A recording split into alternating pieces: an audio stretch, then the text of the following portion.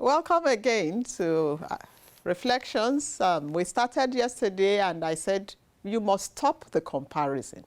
Stop the comparison. And I said yesterday, don't let your now ground you. Because God is able to do much, much more than you could ever have thought, imagined, or even prayed for. Think of the biggest prayers that you have ever prayed or that you are praying now. God is able to do much more than that. Think of the greatest desire that you have right now. God is able to do more than that. It reminds me of the story of our general overseer, Pastor Adeboye. He said he was praying and asking God for a house. And God told him, stop asking me for a house. I'm going to give you a city. And somebody who didn't have a house, and you are telling him you are going to give him a city. He said he wondered, city. How will that happen?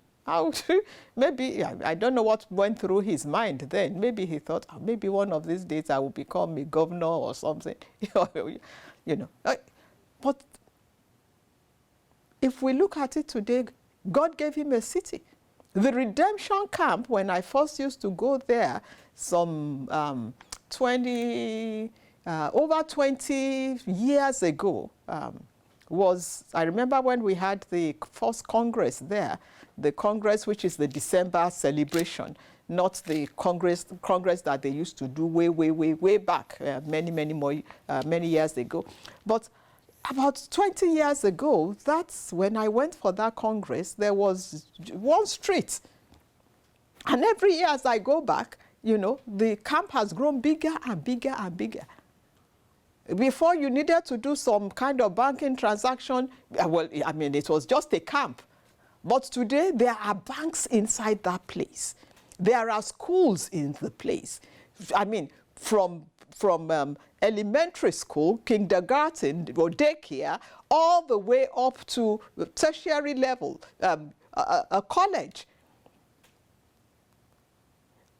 Not one school, not two schools. There's a clinic in there. There's a market in there. Well, markets. There are supermarkets in there. It is a city, there, all kinds of artisans, hairdressing salons. I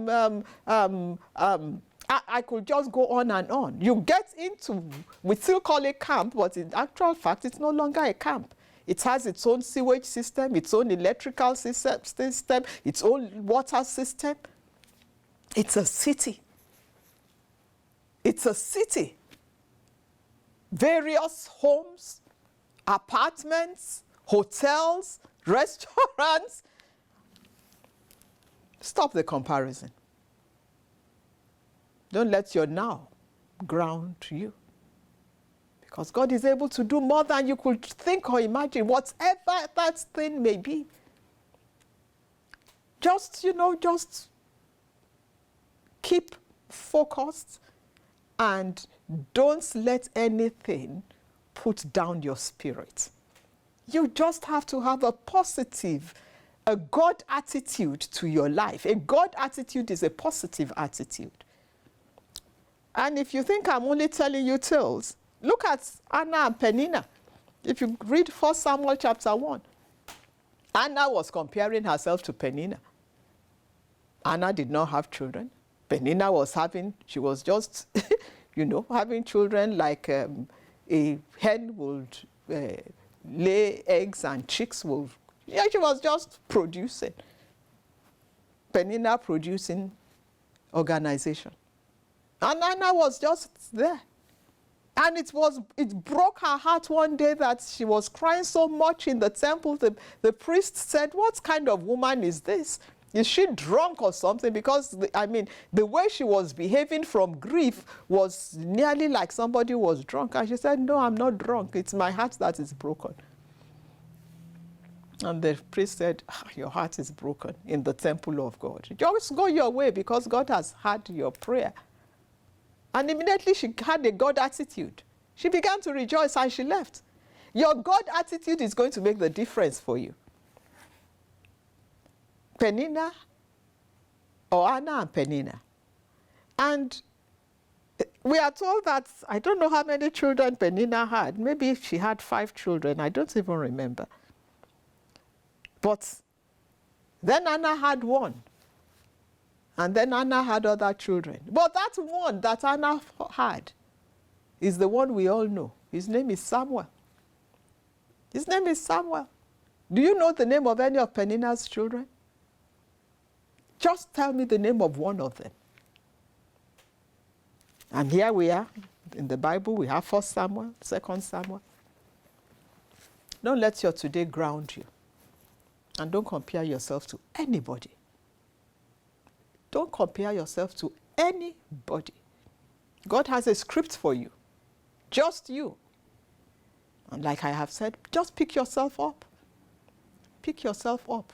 Develop a God attitude. A God attitude is a positive attitude. And just see how God makes over your life. Have you seen those videos where somebody, have you ever been to a party where you are waiting for the celebrant who is your good friend and they appear and you don't recognize them because they've done a makeover, and you just suddenly, who is this? It doesn't look like you. They've made them over completely. They've added layers of coating, layers of paint, layers of this and layers of that, and that person is just totally transformed, different. But you know what? God's makeover is not artificial. God's makeover is the real thing. You can't wash it off. You can't clean it off. When God makes you over, you've got it made. And he's going to make you over. Beautiful inside and out. God is working on your case. Just develop a God attitude. Don't allow any Peninnah in your life. And your joy is going to be full very soon.